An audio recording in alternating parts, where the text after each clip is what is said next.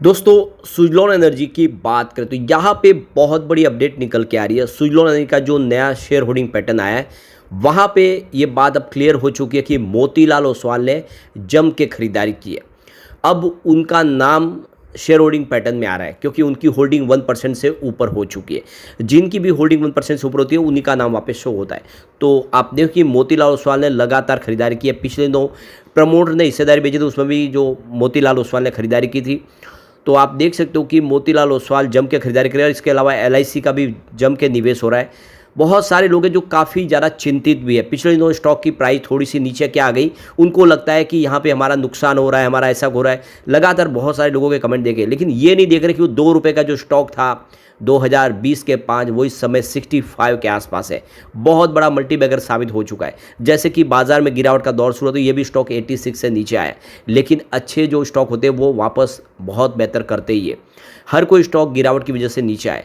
सुजलॉन एक real gold है जो आने वाले समय बेहतर करेगा। तो यहाँ पे कुछ बड़ी अपडेट है जिसको समझने की कोशिश करेंगे इस वीडियो के माध्यम से। लेकिन फ्रेंड्स उससे पहले अगर आप पहली बार हमारे चैनल पे आए तो चैनल को सब्सक्राइब कर दीजिए, एक बेल आइकॉन दबा दीजिए ताकि जब भी नया वीडियो बने पहला नोटिफिकेशन आपको मिले। वीडियो पसंद आए तो लाइक से जरूर कीजिए। चलो फ्रेंड्स वीडियो स्टार्ट करते हैं। मैं हूँ आपका दोस्त एसबी दवे और हमारे अपने चैनल ऑनलाइन कमाई में आपका बहुत बहुत स्वागत है। तो सबसे पहले सुजलॉन एनर्जी के कारोबार की बात करें तो आज फ्राइडे को 65.09 पर क्लोजिंग थी, जहाँ पे 1.77% की गिरावट हुई। तो ये गिरावट हुई क्योंकि बाजार में भी गिरावट का माहौल था। लगभग सेंसेक्स 550 पॉइंट गिरा, तो जिसकी वजह से ये गिरावट देखने को मिली। अब आप देखिए यहाँ पे जो लेटेस्ट अपडेट निकल के आ रही है, जो शेयर होल्डिंग पैटर्न नया निकल कर आया है उसमें मोतीलाल ओसवाल ने जम के खरीदारी की है। और आप देख सकते हो कि वो शेयर होल्डिंग पैटर्न में अब शो हो रहा है उनका नाम।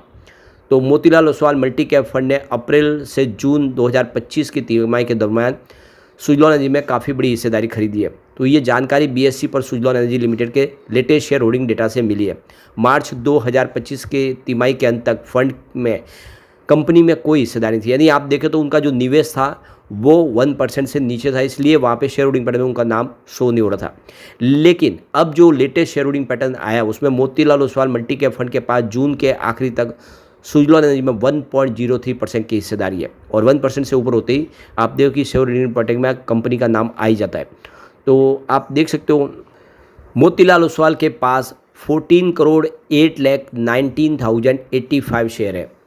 तो म्यूचुअल फंड के पास अब सुजलॉन एनर्जी में 5.24% की हिस्सेदारी हुई है। मार्च 2025 के दौरान उनके पास 4.17% की हिस्सेदारी थी। भारतीय जीवन बीमा निगम लिमिटेड यानी एलआईसी के पास जून के आखिरी तक सुजलॉन एनर्जी में 1.02% की हिस्सेदारी थी। और आप देख रहे कि इसलिए सुजलॉन एनर्जी में एलआईसी भी नाम शो होगा क्योंकि उनकी हिस्सेदारी भी 1% से ऊपर है। यहाँ पे देखो कि जून 2025 के आखिरी तिमाही में प्रमोटर के पास अब हिस्सेदारी 11.74% के आसपास आ गई है। तो प्रमोटर ने ब्लॉक डील के माध्यम से अपनी हिस्सेदारी बेची थी जो पहले 13.25% थी। तो प्रमोटर ने ये हिस्सेदारी इसलिए बेची क्योंकि बहुत सारे प्रोजेक्ट है जो कंपनी को कंप्लीट करने, ऑर्डर बुक बहुत मजबूत है, काफ़ी बड़े प्रोजेक्ट मिले, सरकारी टेंडर भी प्राप्त किए, उसके लिए फंड की आवश्यकता थी। और ऐसे में उन्होंने रास्ता अपनाया अपने खुद के शेयर बेचकर उस पैसों का इस्तेमाल करना। तो एक अच्छा रास्ता है क्योंकि उनको कर्ज लेना नहीं पड़ा है। वो चाहते नहीं कि अब कर्ज बढ़े, तो उन्होंने अपनी हिस्सेदारी बेच के उस पैसे का इस्तेमाल किया अपने बिजनेस को बढ़ाने में। जैसे बिजनेस तेज़ी से ग्रो करेगा, यानी जो सारे प्रोजेक्ट कंप्लीट होंगे तो फिर उनके पास पैसे आ जाएंगे तो वो अपनी हिस्सेदारी खरीद लेंगे। तो एक अच्छा डिसीजन है। ये बात अलग है कि किसी कंपनी में प्रमोटर की होल्डिंग 11% के आसपास होना एक रिस्क की बात हो जाती है।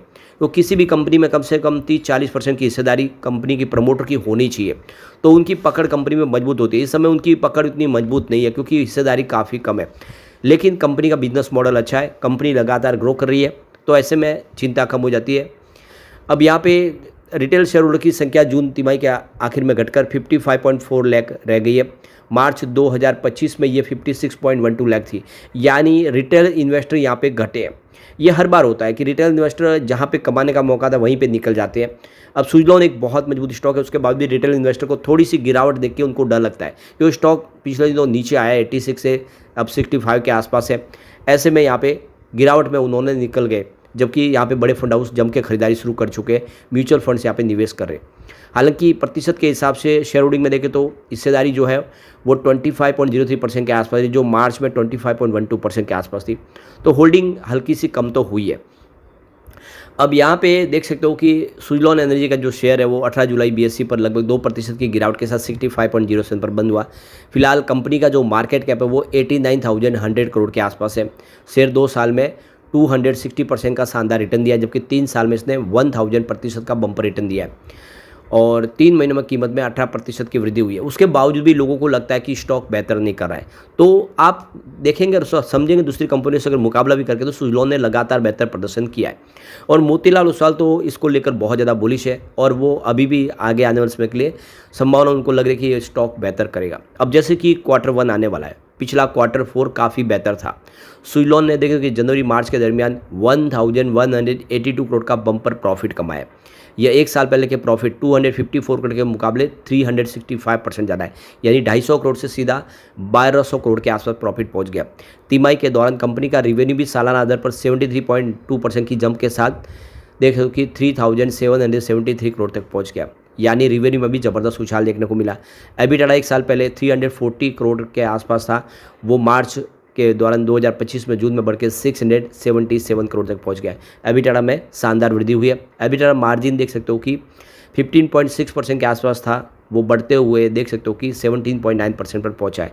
तो एबिटाडा मार्जिन भी ज़बरदस्त बढ़ा है। अब म्यूचुअल फंड की बात करें तो ये देख लो कौन से म्यूचुअल फंड, जिसमें Motilal large and mid cap fund ने यहाँ पे 412.66 करोड़ का इन्वेस्टमेंट किया है। इसके बाद में अगर आप देखें तो Mirae Asset large and mid cap fund ने यहाँ पे 294.27 करोड़ का इन्वेस्टमेंट किया है। Canara Robeco large and mid cap fund ने यहाँ पे 244.98 करोड़ का इन्वेस्टमेंट किया है। Mirae Asset mid cap fund ने 234.27 करोड़ का इन्वेस्टमेंट किया है। इन्वेस्को इंडिया फोकस फंड ने 194.14 करोड़ का इन्वेस्टमेंट किया है।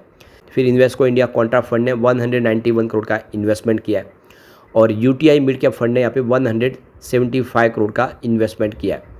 और उसके बाद Motilal Oswal ELSS tax saver ने यहाँ पे 167 करोड़ का इन्वेस्टमेंट किया है। HSBC स्मॉल कैप फंड ने 137 करोड़ का इन्वेस्टमेंट किया है और axis large and mid cap fund ने 128 करोड़ का इन्वेस्टमेंट किया। कुछ फंड हाउस है जिन्होंने निवेश किया है। अब यहाँ पे एक बड़ी गुड न्यूज़ निकल के आ रही है। टोरेंट पावर करीब 50,000 करोड़ का इन्वेस्टमेंट रिन्यूएबल सेक्टर में करने जा रहे हैं और आने वाले 2030 तक वो 10 गीगावाट की टारगेट लेकर चल रहे हैं। इस समय करंट उनकी 1.75 गीगावाट की ऑपरेशनल पोर्टफोलियो है। तो टोरेंट पावर ऑलरेडी पहले से सुजलॉन को प्रोजेक्ट दे रहे हैं, उनकी टाइप है। आप देखें दोनों कंपनियों के बीच में बिजनेस चल ही रहा है। तो कंपनी अब 50,000 करोड़ का भारी भरकम निवेश करने जा रही है। इसका मतलब आने वाले समय सुजलॉन को और काम मिलेगा टोरेंट पावर से। ये बहुत अच्छी गुड न्यूज़ है। कंपनी आप देख सकते हो कि अपनी कैपेसिटी 10 गीगावाट तक लेके जाना चाहती है, जो इस समय 1 गीगावाट के आसपास है, यानी बहुत सारे प्रोजेक्ट शुरू करेगी कंपनी और ऐसे में सुजलॉन को यहाँ पे बहुत बड़ी अपॉर्चुनिटी इस समय दिखाई दे रही है। तो ये एक ज़बरदस्त गुड न्यूज़ है। दूसरी तरफ देखो कि NTPC REL ने भी यहाँ पे एक पैक्ट साइन किया है गोवा गवर्नमेंट के साथ में 300 मेगावाट के रिन्यूएबल एनर्जी प्रोजेक्ट के लिए। तो NTPC लगातार नए MOU साइन कर रही है, 300 मेगावाट की नई कैपेसिटी ऐड होगी। तो NTPC लगातार जो टेंडर जारी कर रहे हैं वो सुजलॉन प्राप्त कर रही है। सुजलॉन को NTPC का अब तक का सबसे रिकॉर्ड तोड़ प्रोजेक्ट भी मिला है 1100 मेगावाट का। तो इससे हम क्लियरली समझ सकते हो कि आने वाले जो समय सुजलॉन के लिए बहुत बेहतर हो सकता है। ये लगातार जो इस समय अच्छी खबरें आ रही हैं उसका असर देखने को मिलेगा और सुजलॉन बेहतर कर सकता है। लेकिन फ्रेंड्स, कोई भी इन्वेस्टमेंट करने से पहले अपने फाइनेंशियल एडवाइजर से एडवाइस ले लें या अपना खुद का रिसर्च करें, क्योंकि मैंने वीडियो आपके एजुकेशनल पर्पज़ के लिए ही बनाया। वीडियो पसंद आए तो लाइक से जरूर कीजिए और चैनल को सब्सक्राइब कर दीजिए। Thank you friends.